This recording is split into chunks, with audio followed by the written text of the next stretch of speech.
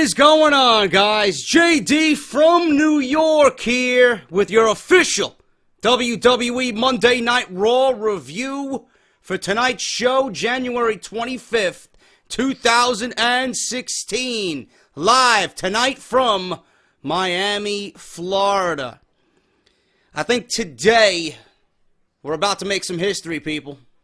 We're about to make some fucking history. For the first time in about a year, probably more than that, I am not going to overly bash this show. I am not going to sit here and overly bash this show. I'm not going to be negative for 30 minutes. I might be negative for about 15, give or take, and then the other half of the video I'll be somewhat positive. But tonight, Monday Night Raw, was a fun show. You gotta give it that. It was a fun show. I mean, they could have did without the first hour completely. I mean, I don't know what WWE was thinking.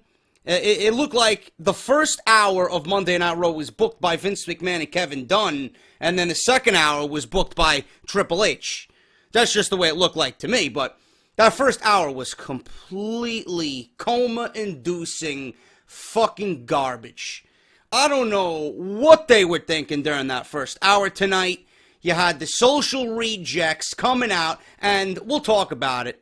We'll talk about it. You got a long-winded 20-minute opening with the Authority, and then you got another fucking rematch between Kevin Owens and Dolph Ziggler. How many times do we see them fighting? Jesus fucking Christ. What is that, like the 9th time in 2 months? Give me a fucking break, man. Variety. We need variety on Monday Night Raw, which they did give us in small doses tonight. But then we get to the social rejects and a rap battle between Bo Dallas and Flo Rida. I mean, who books this fucking garbage? Seriously, you guys love it when I say, but honestly, I'm genuinely meaning this from the bottom of my fucking soul. Who books this fucking garbage? I mean, really? You're on the road to WrestleMania, and you got Fastlane coming up. You just got done with a decent Royal Rumble pay-per-view, and you're having rap battles in the middle of the ring with fucking Bo Dallas? I mean, you fucking mental? Seriously. And on top of that, Bo Dallas actually was better than Flo Rida. In the end, Bo Dallas out-rapped Flo Rida. Unbelievable. We'll talk about it when we get there, but Monday Night Raw, fun show. Obviously, gonna let the cat out of the bag. If you guys watched it, you know what happened tonight. Dwayne Johnson, a.k.a. The Rock, makes his return to WWE on the road to WrestleMania. We're in full swing, full gear towards Fastlane and then WrestleMania 32. Rock was there. It was in Miami. They tweeted along with the WWE Universe this afternoon. Major breaking news. A major star set to make his return to the WWE Universe today. Who is it? A fucking idiot could realize who it is. Miami, Raw. Oh, that's right, it's Daniel Bryan. It's Daniel Bryan. You know how many fucking goons came to me today during the afternoon when I said major star looking to return to Monday Night Raw today or tonight? You know how many fucking people came to me with the name of Daniel Bryan, and then I tweeted it out during Raw. More than likely, it's going to be The Rock. Enough with Daniel Bryan. And then immediately, as if you guys don't have fucking eyes. Hey, JD, do you think that could be Daniel Bryan tonight? The fucking goon on Twitter fucking typing away at his computer, right? It could be Daniel Bryan. It could be, yes. Hey, Daniel Bryan. You fucking blind? How many fucking people came to me today with Daniel Bryan? Listen, I want Daniel Bryan to be back more than any fucking goon out there. Seriously. I love the fucking guy. And it's WrestleMania. Why not have Daniel Bryan on your roster? Really. But the stories are getting fucking tiresome, and they're just, enough is enough already. You know, if he didn't show up in the Royal Rumble, which I agree with at the end, it really wouldn't have made any sense, because if he didn't win the Royal Rumble, people were going to have a fucking stroke front row. You don't want that to happen. And then the entire event would have been sabotaged. Again, you don't want that. Save him. You got AJ Styles there. You know, you could easily book an AJ Styles versus Daniel Bryan. You can have his monumental comeback after a year, and you put him in a match. It doesn't even need a build. It needs no storyline. You got the phenomenal one and Daniel Bryan in a WrestleMania match. I mean, a match like that needs 1 week of build. You don't need nothing for that.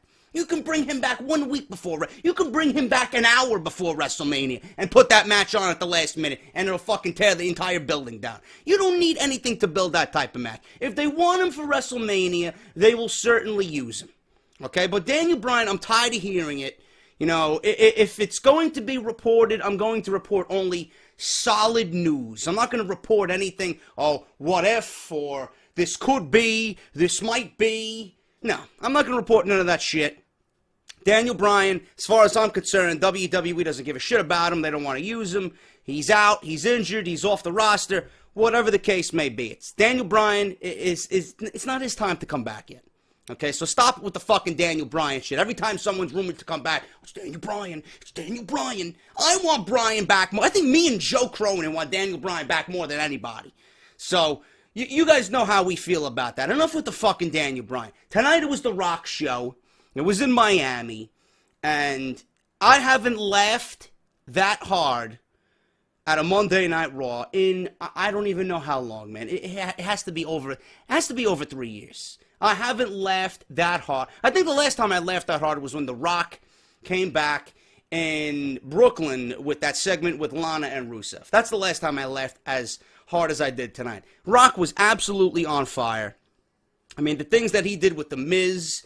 And The Big Show was okay. It really wasn't funny with his interaction with The Big Show, but his interaction with The Miz and then Lana and then him right before he went through the curtain at gorilla position and then in the ring with the fucking Macho Man look-alike and the Undertaker look-alike, and there was a guy dressed as Hulk Hogan. They mentioned Hulk Hogan's name on air. Vince must have been having a fucking heart attack backstage at gorilla position. But whatever the case may be, man, The Rock was on fire tonight, and before we even come down from the high that The Rock gave the arena tonight in Miami, Florida, and this goes to show you how talented The Rock is, man. Each and every time, you can't name one guy like The Rock who has the crowd in the palm of his hand. If he says fucking jump, 12,000 people in that arena will jump.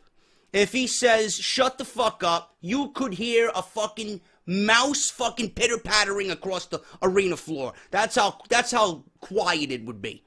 The Rock has the crowd eating out of the palm of his hands. He does that magnificently. And the crowd just goes along with it, man. You cannot find someone with that type of talent nowadays. The crowd was fucking dead. And it's not dead as a fucking Ohio crowd or a New Orleans crowd. I mean, they were dead for a Miami crowd. I'll tell you that.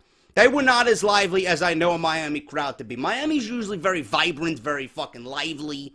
They really weren't all that crazy tonight. I don't know what happened. You know, I really don't know what happened in Miami. I think they were a little too much before the fucking show. But it took The Rock to wake everybody up.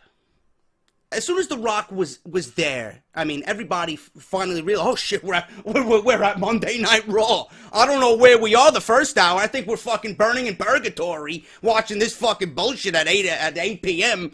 And then The Rock comes out, oh yeah, we're at Monday Night Raw. Oh shit, it just dawned on me where I was. That's the kind of fucking vibe I was getting before The Rock came out, and then when The Rock actually made his appearance on Monday Night Raw.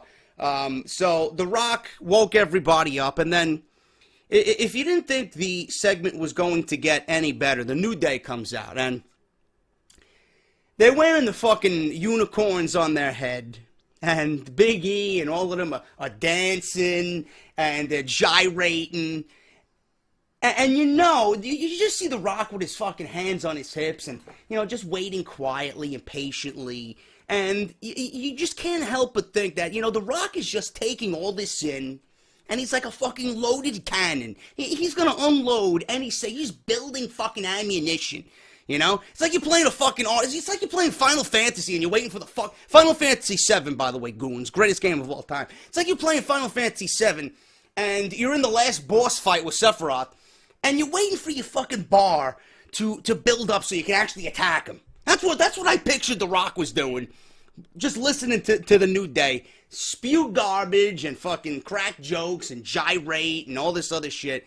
So I thought the segment was going to be better than it came off. But at the end, it was only a segment to hype the Usos in getting some type of revenge on the New Day.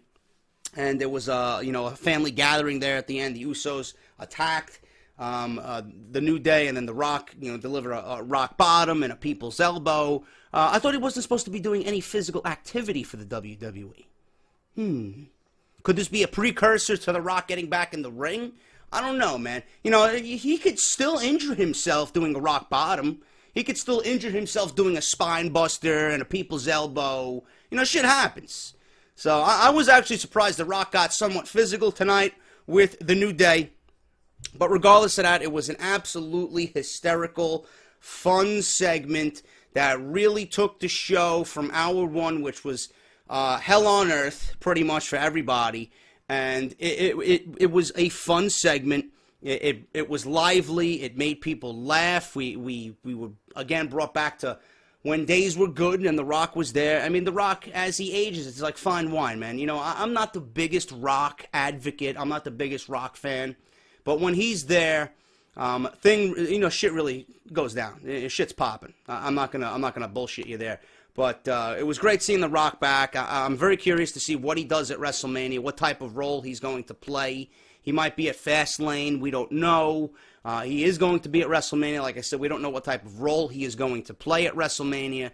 Possible he gets involved with Roman Reigns and Triple H to build towards the next WrestleMania where Triple H could finally go against The Rock. I don't know. But it was good seeing The Rock back. The whole show was built around Miami and, being in The Rock's hometown and The Rock being there. And they teased it throughout the show. There was a huge stretch limo that was waiting in the back. We all thought The Rock was going to be in there. And it was The Miz that was revealed to be in that big stretch limo, only to be fed to The Rock as soon as he pulled up. And everybody, I know you goons were thinking about it. As soon as that fucking 4x4 came in there, that monster truck, everybody thought it was Steve Austin. But The Rock popped out. And it looked like he was overdosed on Red Bull and cocaine mix. I don't know what the fuck was going on, but he was lively as fuck, man. He was highly entertaining. Great seeing The Rock back. And it was an all-in-all great segment. They gave him all the time he wanted because he's the fucking Rock. He can do what he wants. He walks in there. He asks for something. He's going to get it, man. He's The Rock. So it was a great segment, fun segment. And then after that, the show pretty much kind of slowly went back to what it was in hour one. We had some peaks and we had some rough patches on Monday Night Raw. It wasn't the fucking greatest show. Obviously, it was the best show that they put on this year because what we've been given is complete fucking AIDS. So comparing it to what we've been given in 2016 so far is comparing fucking nothing. But it was the best show of the year so far. It wasn't really the show I was expecting after a Royal Rumble. But it was a decent show. It was fun. It has its positives. It has its negatives. But all in all, it was a fun show. All right. Now, the main event, I don't know why they gave us a main event like they did with fucking Dean Ambrose and Roman Reigns versus the League of fucking Retards. I really don't understand it, man. Nobody likes them. Nobody fucking enjoys them. Nobody takes them seriously. I mean, if you wanted to fucking build the League of Nations, you could have did it in the Royal Rumble last night. They didn't do that. So why am I going to take these guys seriously? But we'll talk about it as we get on with the review. Obviously, the Authority comes out. And the one thing I have to say as far as the opening goes is that Triple H still has it. Triple H as a villain, as a heel, as an on-air authority figure, he still has it. He may be the WWE champion. That might not sit well with some. It's okay with me. I'm not fucking blown away by it. I'm not fucking super excited about it. I'm not going to sit here and tell you, oh my God, this is the greatest thing ever in WWE. I'm not going to sit here and tell you that. But I will tell you this. It is the most logical choice, and I don't give a shit what anybody says.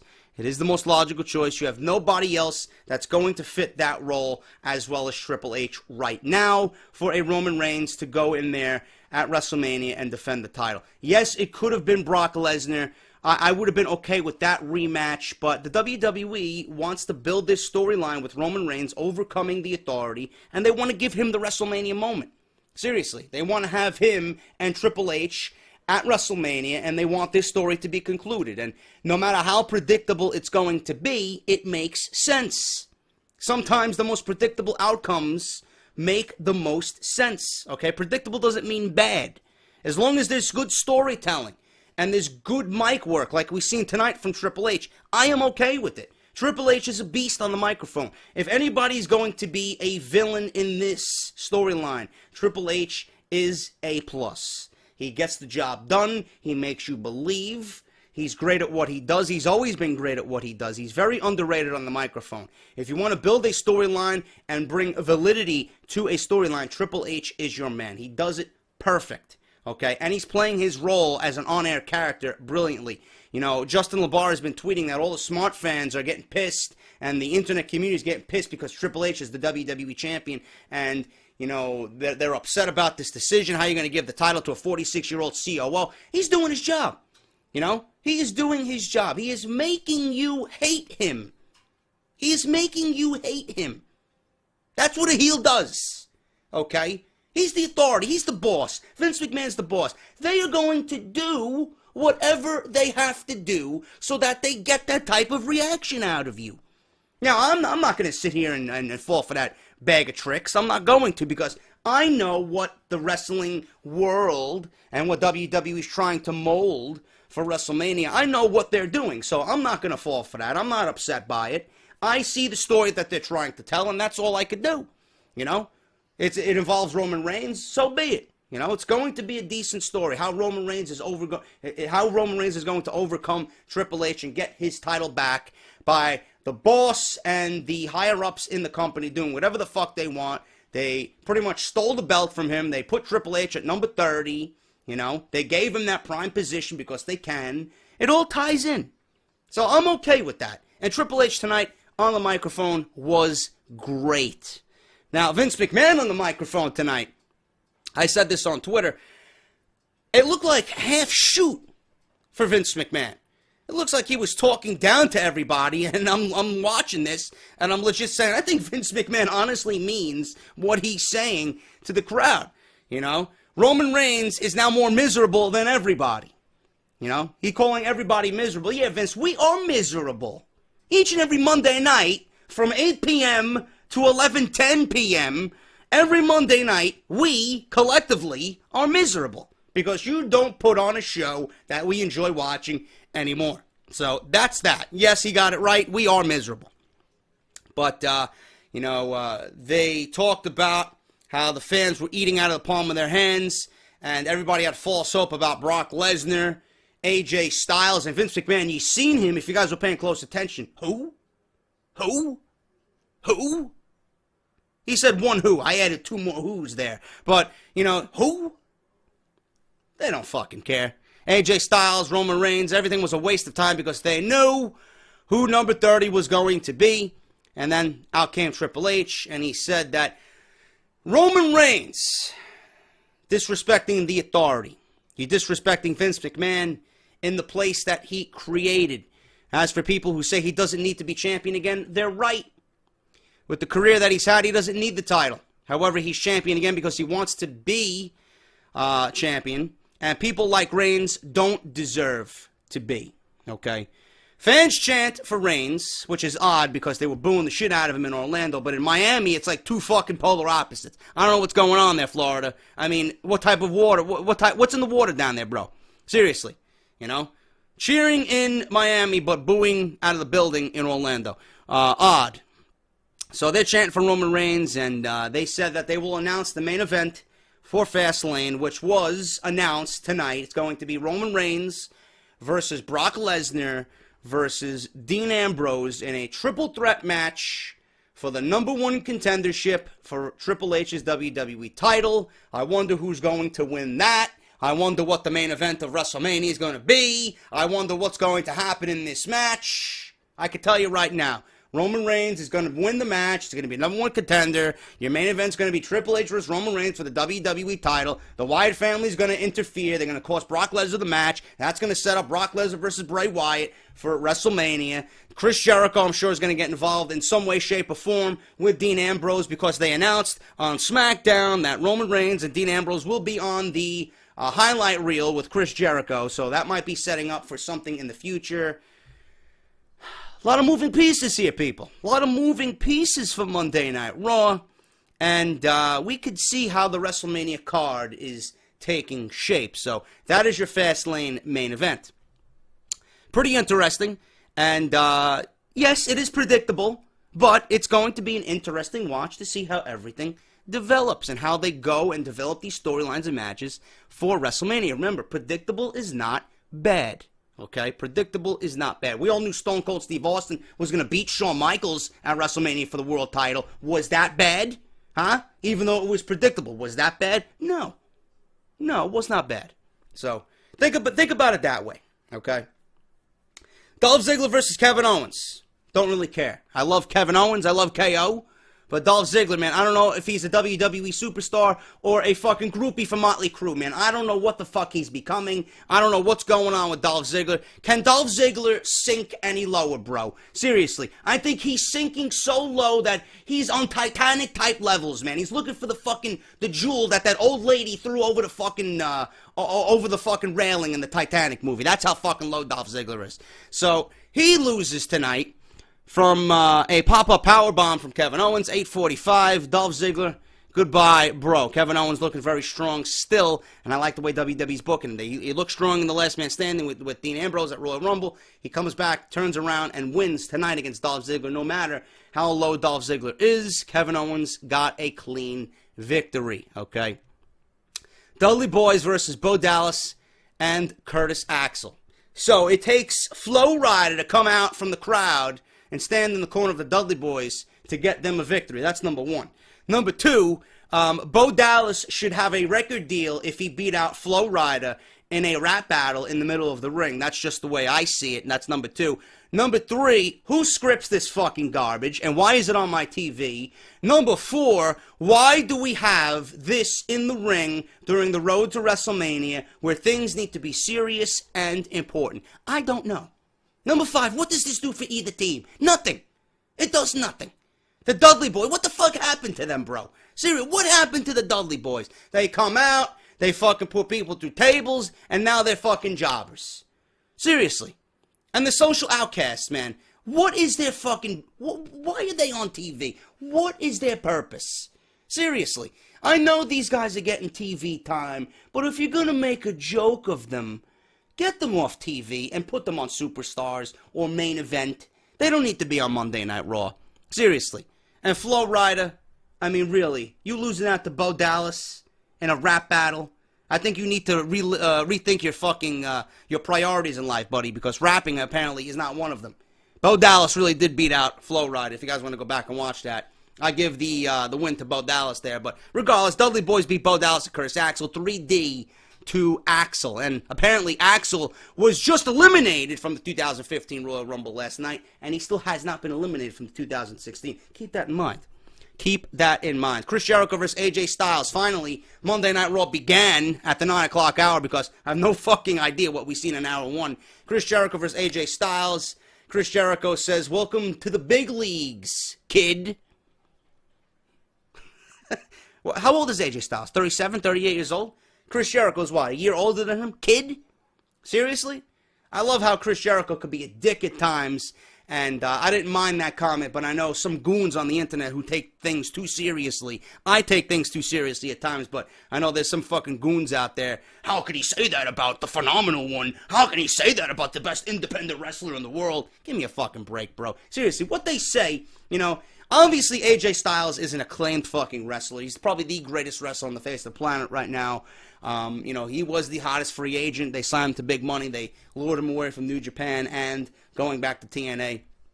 You know, this is uncharted waters for AJ Styles. You know, he's got to prove himself. You know, he could be the greatest fucking wrestler alive. But this is WWE. You got to prove yourself now. And tonight was his first test. Chris Jericho, Very, very good TV match. Wasn't great. I give it 3.5 stars out of 5. It was not great. But AJ Styles gets a victory. Sunset flip at 13:47 over Chris Jericho. Jericho kind of slowed the pace down. And my buddy Omen was actually at the event in Miami tonight, Monday Night Raw. He was sitting in the stands, and during the commercial break, he texted me saying that the match was a little bit slow, and Jericho kind of slowed the match down. If AJ Styles is in there with someone who's a little bit more quick-paced, I think things would have been a little bit better. But I'm not going to complain about it, man. We got a great match. Chris Jericho versus AJ Styles. AJ Styles gets his first victory on Monday Night Raw. I am still kind of salty that the debut of AJ Styles happened at the Royal Rumble. I would have not debuted him at the Royal Rumble. I would have saved him until after WrestleMania. But who the fuck am I? I'm only an idiot on here talking WWE, in which WWE doesn't give a shit about what I say. You guys apparently do. Thank you for all the love and support. But I would have debuted AJ Styles after the WrestleMania pay-per-view with the Bullet Club, and I would have had them just go along with the idea that I had planned, destroy the WWE, Bullet Club comes in there, invasion, NWO all over again. It would have made for intriguing and exciting television going into the summer, but like I said, what the fuck do I know? AJ Styles gets his first victory on Monday Night Raw, one-on-one with Chris Jericho. I would love to see what these guys do if they were given an extra 15 to 20 minutes. I think they could tear the house down. Jericho surprised me in the Royal Rumble. I forgot to mention this in the review last night. He lasted about 50 minutes. That is impressive for Chris Jericho and someone his age. And, he doesn't look all that great. He's still in great shape, but he's not the Chris Jericho of old days. But he lasted 50 minutes in the Royal Rumble, man. You got to give him props for that. Chris Jericho, still a beast. Still a beast in WWE. AJ Styles beats Jericho tonight, Sunset Flip. 13:47 with a Sunset Flip, like I said. And they're protecting the Styles Clash, man. We haven't seen him hit the Styles Clash yet, so it's coming. And Justin LaBar said that they're doing a nice job protecting that move as well. But the real victory for AJ Styles, if you guys don't know, and I'll talk about this on Off the Script this weekend, AJ Styles gets to keep his name, gets to keep his finishing move and the signature move names, and his merchandise on WWEshop.com sold out already. So AJ Styles making a huge impact on WWE already. Hopefully Vince takes notice. Hopefully they book him correctly. And hopefully he has a damn good showing in WWE in 2016. And I'm excited to see what's next for AJ Styles. Sasha Banks versus Becky Lynch. Match really didn't get underway. 3 minutes and 33 seconds. All this was about was Charlotte. She interfered, causing a DQ. Sasha Banks beat Becky via DQ when Charlotte interfered. The women's division, and I'm calling it women's division because these are not divas, they are women. Women's division is finally looking good. You can take your you shut the fuck up, man. Some people text me. It's probably my buddy Omen. But you can keep your total divas, motherfucker. Seriously. This is women's wrestling. And Sasha Banks versus Becky Lynch versus Charlotte, I could see it. Me and Joe mentioned it. We talked about it on Out of Nowhere.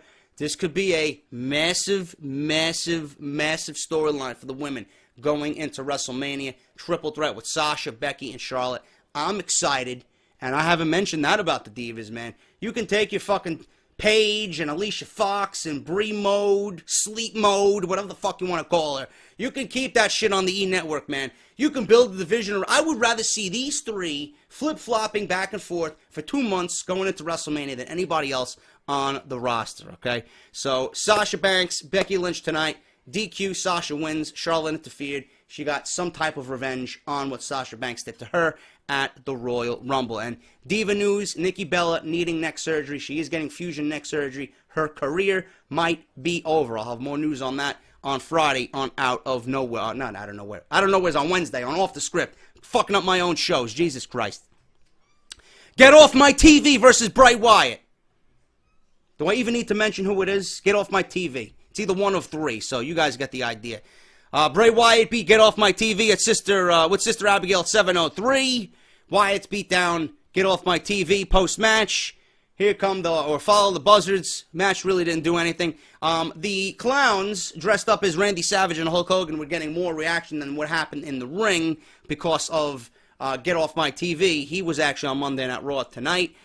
So the crowd started chanting Randy Savage instead of watching whatever was happening in the ring. And then WWE security and WWE prompted to move these guys opposite side, off camera, because they were being a distraction, and then The Rock ended up bringing attention to them anyway when he was in the ring, doing his shtick with The New Day. So, Wyatt beats Get Off My TV with Sister Abigail, 7:03. Thank Christ, it was short and sweet, okay? And then The Rock comes in. I talked about that in the opening with The New Day. Yada, yada, yada. Paige and Natalya versus Brie Bella and Alicia Fox. Did I watch this match? Moving on. Kalisto versus The Miz. Did I watch this match?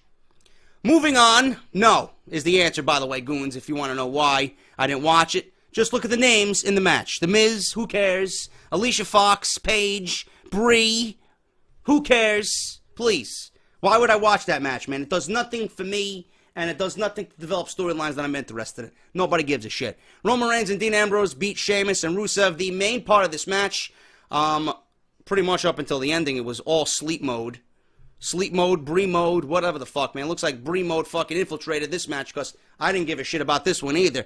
Roman Reigns and Dean Ambrose got revenge on Rusev because Rusev at the Royal Rumble big splashed Roman Reigns through the announce table. He was either the French or the Spanish announce table. I don't know which one. He went through a fucking table. Roman Reigns and Dean Ambrose delivered the same thing to Rusev tonight, but he went through a table. Double power bomb. Good old days of the Shield coming back to haunt Rusev tonight, and he hit hard. He hit hard, man. He hit the back of his neck on something that was sticking out of the table. It looked brutal. Crowd was chanting, holy shit. Nice spot there. And then that's when Stephanie McMahon came out and made the match. Roman Reigns, Dean Ambrose, Brock Lesnar, Fastlane, #1 contendership to go on to fight Triple H at WrestleMania for the WWE Championship. So tonight, Kevin Owens beat Dolph Ziggler. Dudley Boyz beat Bo Dallas and Curtis Axel. AJ Styles beat Chris Jericho. Sasha Banks beat Becky Lynch. Bray Wyatt beat Get Off My TV. Paige and Natalya beat Brie Mode and Alicia Fox. Kalisto beat The Miz and Roman Reigns, and Dean Ambrose beat Rusev and Sheamus. That is your Monday Night Raw review. All in all, decent show. Not the greatest ever. Best show of the year by far for 2016. It was a fun show, and looking forward to see how everything starts to take place and develop for WrestleMania. But before I end, I want to thank each and every one of you guys, man. We gained over 750 subscribers. Before the Royal Rumble, I had 38. We are nearing 39 after one day, man. 39,000 subs. My goal was to hit 40 before WrestleMania. You guys are blowing that away. 50,000 is looking like a real possibility with 69 days left before WrestleMania. Team JD, right here on this channel. The growing #1 source. You can kiss everybody's ass, man. Fucking forget everybody else. This is the place to be. This is the most entertaining, the most fucking logical place to be for WWE shit. Okay? 50,000 before WrestleMania is becoming a true possibility. And I can't do it without you guys. You guys completely demolished records for my Royal Rumble review, man. That thing is nearing 250,000 views. We got close to 1,800 likes on the video. I mean, it means the world to me that you guys care about what I have to say when it comes to WWE, man. I've never seen numbers like that for a wrestling video that I've ever done. So I want to thank each and every one of you guys. We're going to continue to do it past WrestleMania, through WrestleMania, and beyond. It's going to be great. This is my year, and I can't do it without you guys. We are going to legit be the #1 fucking place, if not already. And Joe Cronin is on my side as well. We're going to get him to where he needs to be, too, because him and I are #1.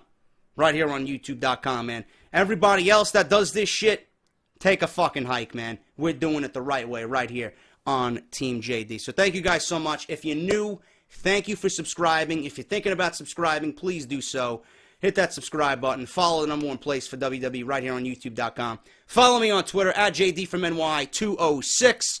Get your Get Off My TV t-shirts, ProWrestlingTees.com. If you guys missed any of my videos throughout the weekend for Royal Rumble, links will be down in the description below. And very important, the digital version of Off The Script is live on iTunes, Stitcher Radio, Podbean, and AudioBoom. That's a lot to remember, and go fuck yourself. That's a lot to remember. But if you guys are on iTunes, man, I would appreciate a rating. Leave me a comment on there. Let me know what you think of the show, and leave some support, man. Greatly appreciate it. Helps us move up in the rankings. All right, so thank you guys for watching. I'll be back on Wednesday with Out of Nowhere with Joe Cronin, and then as always, for episode 102 of Off the Script. And remember, Rock is off the script. Remember that. He mentioned it tonight on Monday Night Raw. He went off the script with those goons dressed as Macho Man Hogan and The Undertaker, man. But enough of me. I'm out of here. I'm going to get some sleep. I'm fucking exhausted. Thank you guys for watching. Hit that thumbs up, and I'll be back on Wednesday with Out of Nowhere Joe Cronin on his side